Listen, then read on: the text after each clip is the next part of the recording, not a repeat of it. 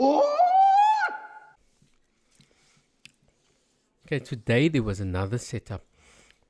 The Tuesday, the 9th of April, we saw there's no news that's going to affect our trade. So we immediately go to the chart, onto the 4-hourly. Again, we can see here it's still short, the same as yesterday. The reason for that is because we got a strong displacement, and it displaces below this area here, and it creates a market structure shift to the short side there, and then we can see a swing here that's developed, and a swing there, and a swing means that you have a high, and the two candles beside that is lower than the one in the middle, but there was no displacement above that, so we are not long, we are short still based on that. Then simply jumping to the 15-minute. So on the 15-minute, we are just looking for, this is the 8 o'clock or the midnight there, and then you are waiting for liquidity to be taken. We can see liquidity is taken there already. So let's see how it plays out here. So we have one more candle there, another one. So this is 8:30 here. So now you're looking for this. So at this point, you're already looking to go short here, but you're really looking for to see that it's not displacing above this, or you are looking to see if it fails here in this areas. So let's just go a bit more and see. So this looks already like we are looking to go shorts here. So when we look at this, when we see this, immediately we are going 5, 4, 3, 2, 1 here. Yeah, so this is the area. But the problem here is it would be much nicer to see prices actually taking out this highs here.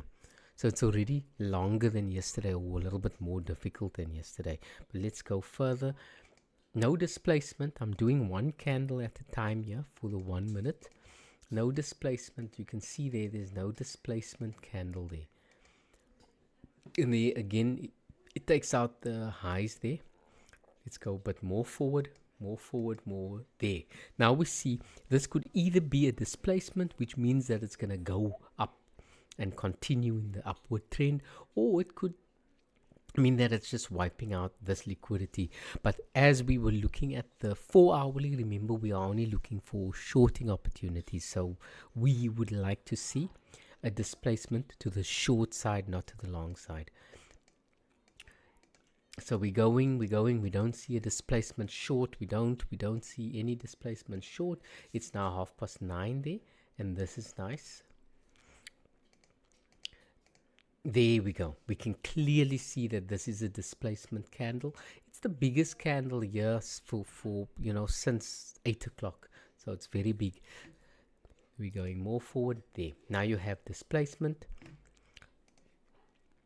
and a market structure shift here, and a fair value gap there. So now all we're doing is now we're looking for an entry. No entry yet, it just continues down. No entry yet. There we go. There you have your entry. So this here is where you are now setting your orders or whatever you're doing. So you're placing your stops up there, and you are going for 1:2 here. I need to take the short, not the long. So it's here. Stop up there. So you're going for 1:2. This is the area here where you want to target. So let's see how this one goes. Let's see how this one plays out. We almost got stopped out there, but we always place our stops above that area. We just continue. We just continue. We just continue. We just continue. We just continue. And then eventually we get our target. And this one actually moved down a lot throughout the day, but I just take 1:2, and that's all. So every day we just do the same thing, looking for this. By the way, we didn't have a setup during the London session. This year is New York session. So we'll see tomorrow again if there's something else.